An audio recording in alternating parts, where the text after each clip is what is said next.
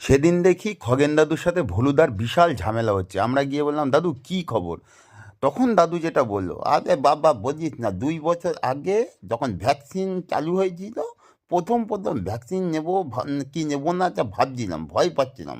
এমন টাইমে ভলু এসে বলল যে চলো দাদু, 4-5 জন বয়স্ক লোককে ডাকছে পঞ্চায়েত অফিসে, ভ্যাকসিন এসছে। তো গিয়ে দেখলাম যে ও বাবা, ওগুলো এক্সপেরিমেন্ট করার জন্য আমাদের ডেকেছে। তো আমি ভলুকে বললাম, তুই এটা কী করলি? তখন ভলু বলল, দেখো দাদু, আমরা তো এখনও ইয়ং আছি, তোমার তো বয়স হয়েছে, তাই এক্সপেরিমেন্টটা তোমার উপর দিয়েই যাক না, কোনো অসুবিধা নেই।